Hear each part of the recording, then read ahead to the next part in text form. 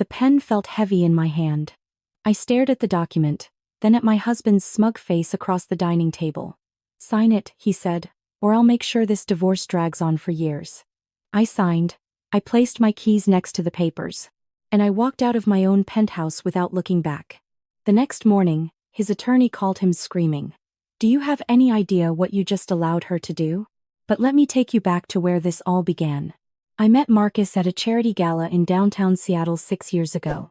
I was 32, freshly promoted to lead architect at Morrison Design Group, and feeling on top of the world. He walked up to me near the silent auction table, charming smile, perfectly tailored suit, talking about his revolutionary tech startup that was going to change the construction industry. Looking back, I should have noticed the red flags, the way he name-dropped constantly, the vague answers when I asked about his actual product.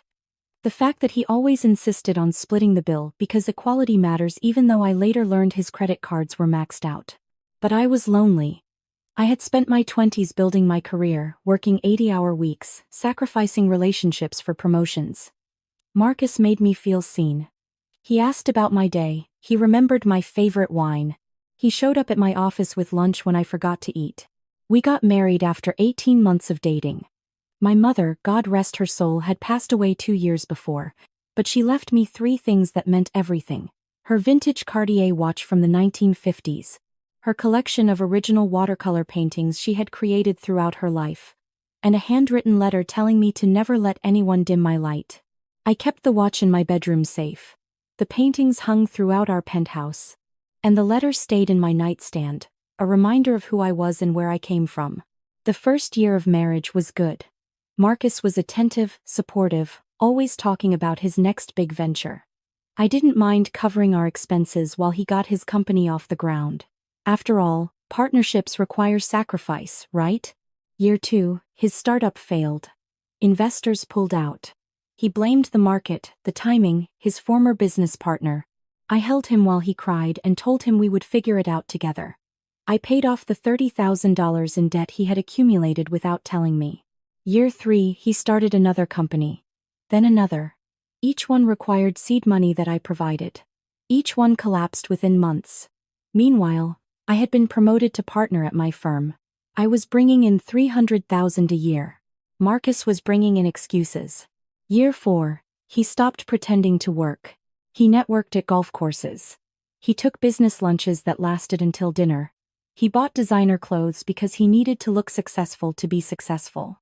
I should have left then, but I kept hearing my mother's voice, telling me that marriage required patience, that good men sometimes need time to find their path. Then I found the text messages. It was a Tuesday evening. Marcus had left his phone on the kitchen counter while he showered. A notification popped up from someone named Sophia Chen with a heart emoji next to her name. "Can't wait to see you tomorrow, baby. Wear that shirt I bought you." My hands trembled as I scrolled through their conversation. 6 months. 6 months of "I love you, and you're the only one who understands me, and as soon as I get my share of the divorce, we'll be set for life." Sophia Chen. I looked her up. Instagram influencer. 200,000 followers. Lifestyle content. And in her recent posts, I spotted my mother's Cartier watch on her wrist. My mother's watch. The one I thought I had misplaced 3 months ago. I wanted to scream. I wanted to throw his phone through the window. I wanted to drag him out of that shower and demand answers. Instead, I took screenshots. I forwarded them to my email. And I put the phone back exactly where he had left it. That night, while Marcus slept beside me like nothing was wrong, I lay awake planning. I thought about my mother's paintings, still hanging on our walls. I thought about the prenup Marcus had convinced me to tear up on our first anniversary because we're partners now, we don't need legal barriers between us. I thought about the 5 years I had spent supporting this man who was actively planning to take half of everything I had built. The next morning, I called my college roommate. Helen Park had become one of the most respected family law attorneys in Washington state. We hadn't spoken in months, but she answered on the second ring. "I need help," I said. "And I need discretion." We met at her office that afternoon. I showed her everything. The text messages, the financial records showing how Marcus had contributed nothing to our household in 4 years. The prenup that he had made me destroy. The photos of my mother's watch on Sophia's wrist. Helen leaned back in her chair. Here's the thing, Elena. Without that prenup, he could claim half of everything, including assets you brought into the marriage if they've been commingled. But I've been doing this for 15 years, and I've learned that the best defense is making your opponent think they've already won. What do you mean?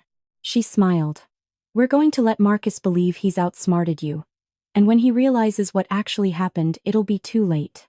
Over the next 6 months, Helen and I worked in secret. I transferred the penthouse into a revocable living trust, listing it as my separate property since I had purchased it 3 years before meeting Marcus with inheritance money from my mother. The transaction was buried in paperwork that Marcus never bothered to read. I restructured my ownership in the design firm, ensuring my partnership stake was legally protected as separate property through a series of technical amendments that my partners gladly approved.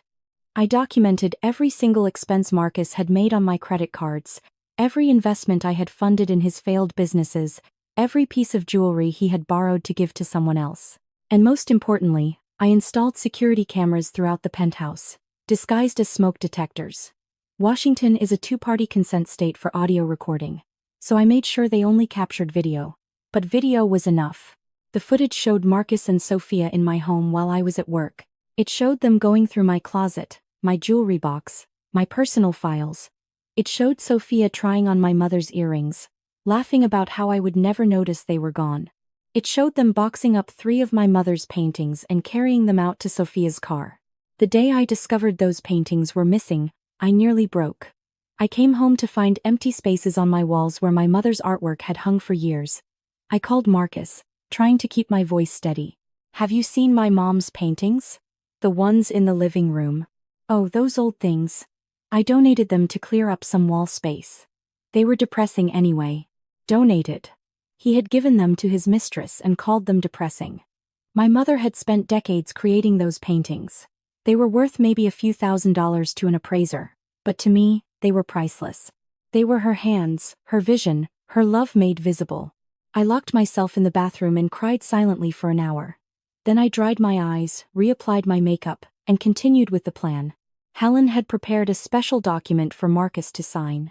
On the surface, it looked like a basic agreement acknowledging the division of minor assets during our separation period. Buried in the legal language was a clause where Marcus would acknowledge receiving full and final compensation for any claims to property acquired during the marriage. The trick was getting him to sign it without reading carefully. Fortunately, Marcus had never read anything carefully in his life. 3 weeks ago, he came to me with his own demands. He had consulted a lawyer, some discount attorney who had probably told him he was entitled to half of everything. I want the penthouse, he announced over dinner. And half your partnership stake, and monthly spousal support until I get back on my feet. I pretended to argue. I pretended to cry. I let him believe he had won. Fine, I finally said, my voice breaking convincingly. But I need you to sign this acknowledgement of our asset division first. My attorney says it's just a formality. Marcus barely glanced at the papers before signing. He was too busy texting Sophia about their upcoming victory celebration. That brings us back to where I started. The document I signed 3 days ago, the one that looked like I was surrendering the penthouse. In reality, I was signing a quit-claim deed that had no legal effect, because the penthouse was already protected in my trust. The deed was meaningless. But Marcus didn't know that. He also didn't know about the document he had signed, the one acknowledging he had received full compensation and waiving any future claims. The morning after I walked out, Marcus woke up in what he thought was now his penthouse. He tried to make coffee, but the smart home system didn't recognize his voice anymore. I had removed his access the night before. He tried to call building management to override the system, but his name wasn't on the ownership documents. Never had been. The trust owned the penthouse. I was the sole trustee. He tried to leave to get coffee somewhere else, but his Tesla wouldn't start. It was registered in my name, paid for with my money, and I had remotely disabled it through the app.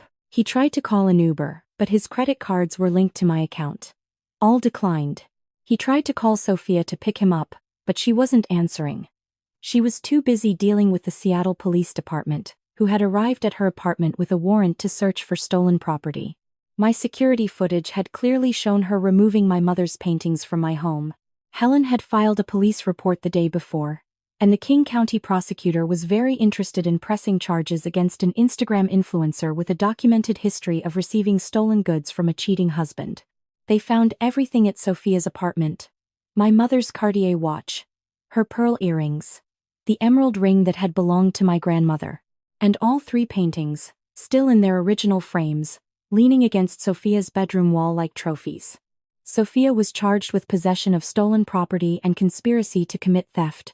Her influencer career, built on luxury lifestyle content, immediately began to crumble. Brands don't like associating with accused criminals. Her 200,000 followers watched in real time as her carefully curated image fell apart. Marcus, meanwhile, was served with papers at the Penthouse that no longer belonged to him. Helen had filed a civil suit for conversion of property, unjust enrichment, and fraud.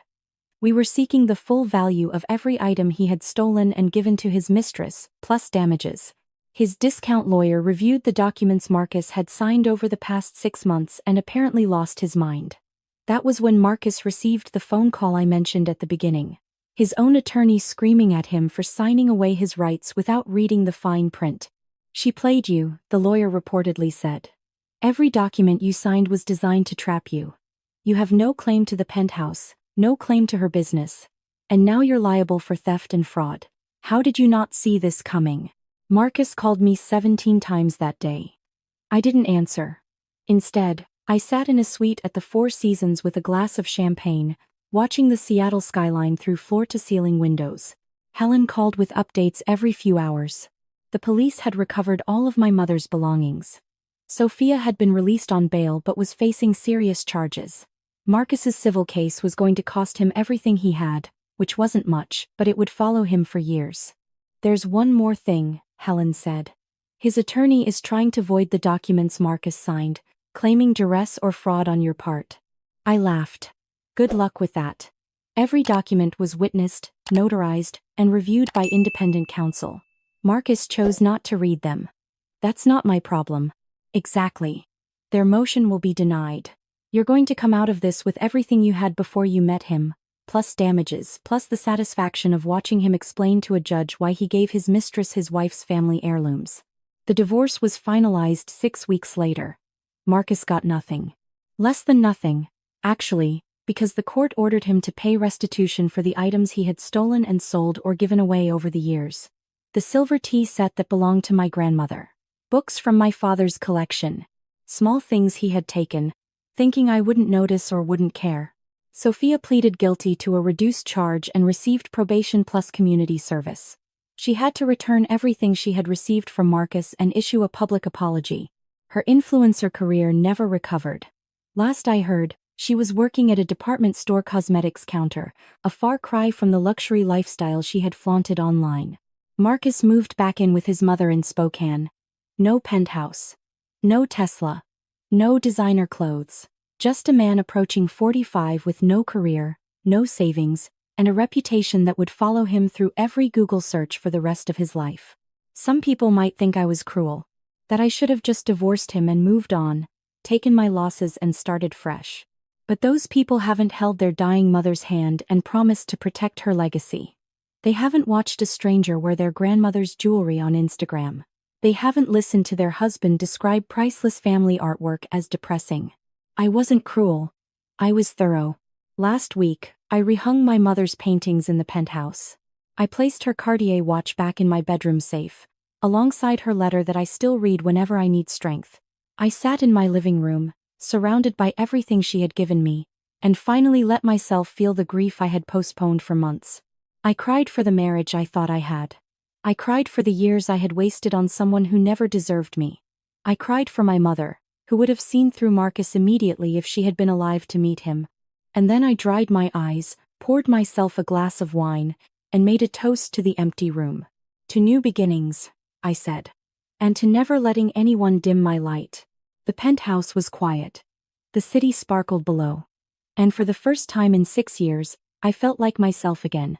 My mother always said that the truth has a way of coming out. That liars and cheaters eventually face their own reflection.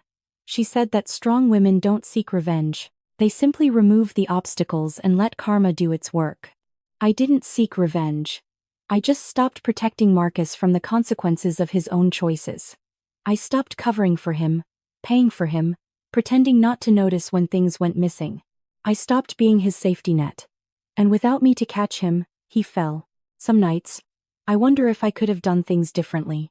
If I had confronted him about Sophia the day I found those texts, would things have ended better? Would we have had an honest conversation about what had gone wrong in our marriage? But then I remember the way he laughed with her about stealing from me. The way he called my mother's paintings depressing. The way he planned to take half of everything I had built while contributing nothing but lies for 5 years. No. There was no honest conversation to be had with Marcus. There was only extraction, like removing a tumor before it spreads. Helen and I still have lunch once a month. She's become more than my attorney now. She's a reminder that the women we meet in our 20s, when we're all struggling and dreaming, sometimes become the people who save us in our 40s. You know what the best part is, she said at our last lunch. His own attorney basically called him an idiot in court. Said he had never seen a client so thoroughly outmaneuvered by their spouse. The judge actually laughed. I smiled at that. Not because I enjoyed Marcus's humiliation, but because it validated what I had always known. I wasn't the naive wife he thought I was. I was the woman who had built a career, earned a partnership, and purchased a penthouse before ever meeting him. I was my mother's daughter. And we don't break easily. If you're watching this and seeing pieces of your own story in mine, I want you to know something. Document everything. Find a good attorney. And never, ever let someone make you feel like you're asking for too much by wanting to keep what's yours. My husband thought he was the smartest person in the room. He thought a charming smile and false promises would be enough to take everything I had worked for. He was wrong. And now, every morning, I wake up in my penthouse, make my coffee in my smart kitchen that only responds to my voice, and look at my mother's paintings on walls that belong to me and me alone. That's not revenge.